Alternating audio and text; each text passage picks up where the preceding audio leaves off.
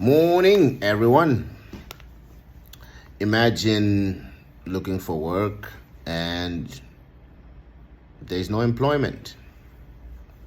While on the other hand, in the Ministry of Health in the Gauteng province, it's been discovered that 200 workers or people, or let's say ghost workers, were receiving salaries for doing absolutely nothing. Yep. This is a verified report and news from the Gauteng province where, a crackdown on the department led to the discovery of 200 people that were just receiving salaries for doing nothing. In an effort, the department requested for them to verify themselves, to appear before the HR office and present their pay slips and their IDs. They never showed up since October last year till present. So what does that tell you? This is corruption exposed in the health sector, or should I say department. Let us watch this video and see and hear as the designated officials for the health department in the Gauteng province elaborate and give us more details on this. Will this just go down the drain and forget about it? Or are these 200 people going to return back these funds that they have been collecting? Who is at fault for making these payments?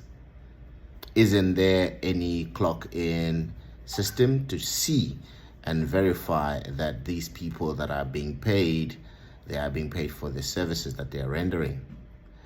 Well, I'm not here to impose my perspective and judgment. Rather, we're here to discuss and deliberate on this issue. But before we do, let us watch. The Health Department is cracking down on ghost workers, freezing the salaries of almost 200 employees.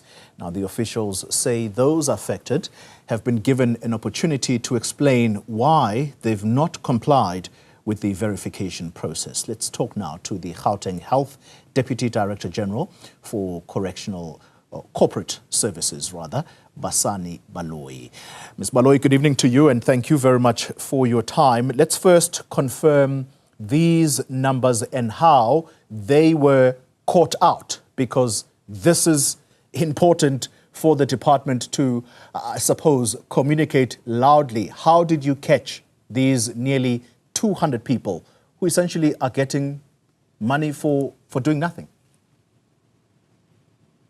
Good evening, Chloe, and to the Newsroom Africa viewers. We conducted a verification process where the employees have to appear before the HR officials with their pay slips as well as the ID numbers. And this is a project that started in October, and we gave them few opportunities for them to appear so that we can verify that they are still working for the department. So what is going to happen? I'm interested, and I'm sure South Africans will be interested in the steps to be taken here. So these are people who have been receiving salaries for doing absolutely nothing. Let's start with the recovery process of those monies. Is there going to be such?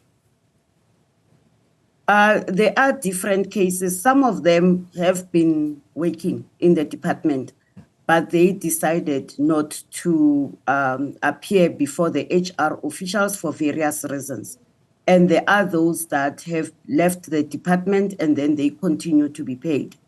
So most of them now have come out. Some of them have come out to say that on the day of the verification in their facilities, they were not available or they were too busy. So at the end of the day, it's not everyone that could not be verified has earned a salary for not doing their work. Others decided not to appear for whatever reason. So what happens to those? Because those are people who are clearly defiant, or they're running away from accounting.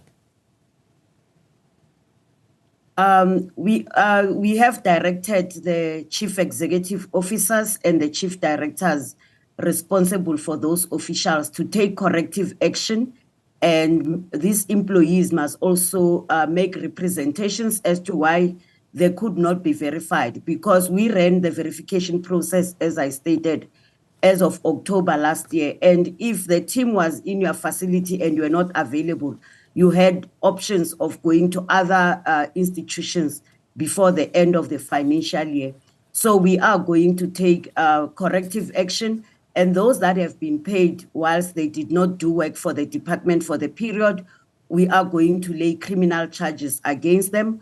We are also going to appoint an investigator who's not going to look into these employees alone, but also to look into our systems and controls, and also what led to some of the employees not, being paid without doing work for the department.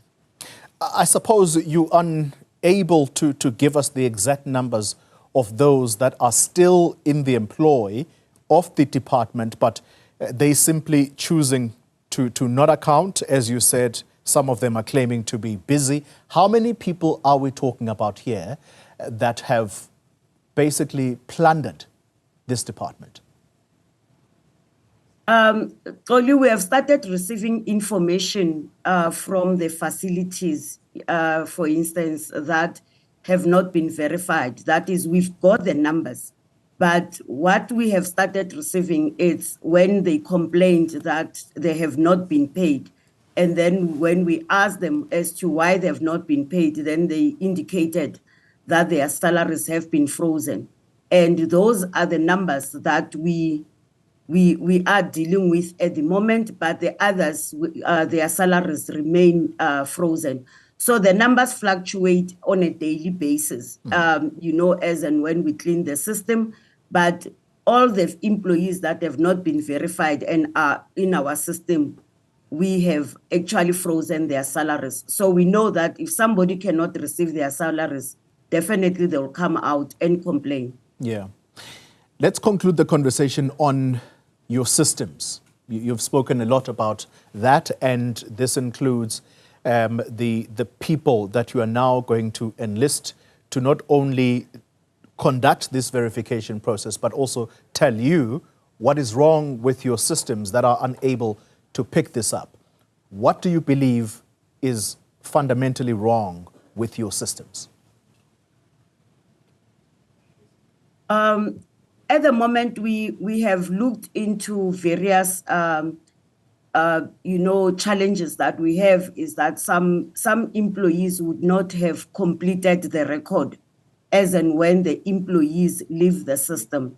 But another aspect is that, we verify these employees manually in our systems.